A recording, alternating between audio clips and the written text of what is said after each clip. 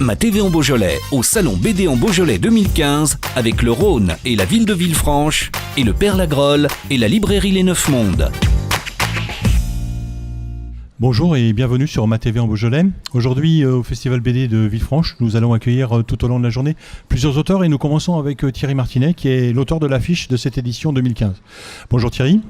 Bonjour Jean-Louis. Auteur de l'affiche, qu'est-ce que ça veut dire pour vous ?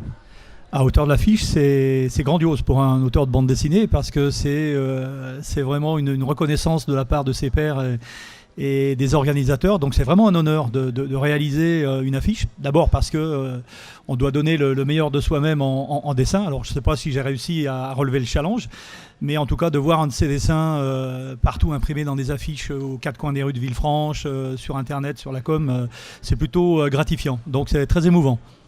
Bon, très bien. Vous êtes aussi donc un auteur de bande dessinée, un auteur qui est, on va dire, un peu spécialisé dans l'histoire de l'aviation. Vous participez à une collection qui s'appelle Histoire de pilote et vous avez dessiné les aventures de Ningesser. Peut-être que vous pouvez nous expliquer qui était Ningesser et ce qu'il a fait. Oui, alors Charles Ningesser, c'est un pilote de chasse de la Première Guerre mondiale qui s'est plutôt distingué de par ses faits militaires et ses nombreuses victoires aériennes en combat pendant le premier conflit entre 1914 et 1918.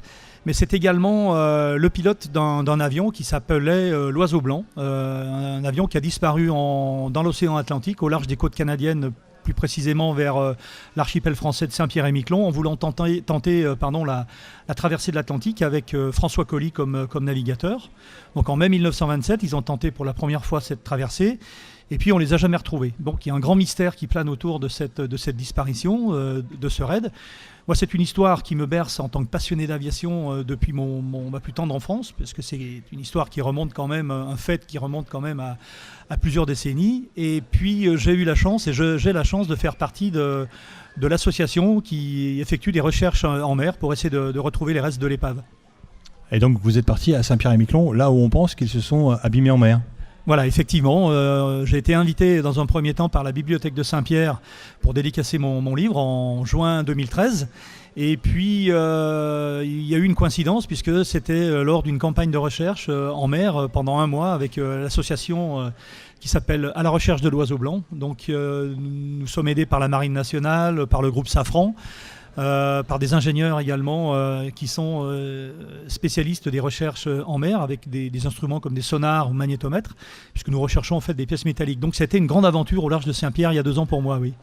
Une petite anecdote, vous m'avez raconté que vous aviez rencontré quelqu'un qui n'était pas vraiment un témoin de l'époque, mais qui avait bien connu, parce qu'il était très âgé aujourd'hui, et qu'il avait bien connu des gens qui avaient entendu cet avion s'abîmer. Oui, alors c'est un marin que j'ai rencontré un matin avant l'ouverture de la séance de dédicace à la bibliothèque, qui est venu me voir en disant « Monsieur Martinet, j'aimerais vous dire quelque chose parce que c'est quelque chose que j'ai en tête depuis un moment et que je n'ai jamais raconté à personne. » Donc il m'a raconté qu'il était, quand il était jeune, quand il avait quelques années, il avait vraiment un réel souvenir de son grand-père qui lui racontait dans sa famille qu'il avait entendu en fait un crash d'avion au large de Saint-Pierre. Ce qui corroborait le témoignage d'un marin qui s'appelait Pierre-Marie Le Chevalier, qui lui est le principal témoin de ce crash. Donc effectivement, de témoignage en témoignage qui se rajoutent les uns aux autres, on commence à avoir certaines confirmations.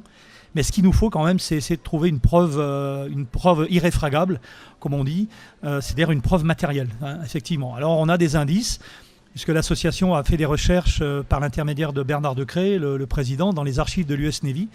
Et il y a un compte-rendu de navigation sur un livre de bord qui stipule la chose suivante. Alors c'était quelques jours après le crash supposé, autour du 12 ou 13 mai 1927. Avons repéré ce matin 9h GMT épave d'avion blanc, vraisemblablement avion de Ningesser et Colly, récupérons l'épave. Et depuis, plus rien. Il faut savoir que 15 jours plus tard, Charles Lindbergh traversait l'Atlantique. C'est ce que j'allais vous demander. Donc on peut retrouver les aventures de Ningesser dans cet album, tiré de la collection Histoire de pilote. Merci Thierry. Merci. Ma TV en Beaujolais au Salon BD en Beaujolais 2015 avec le Rhône et la ville de Villefranche et le Père Lagrolle et la librairie Les Neuf Mondes.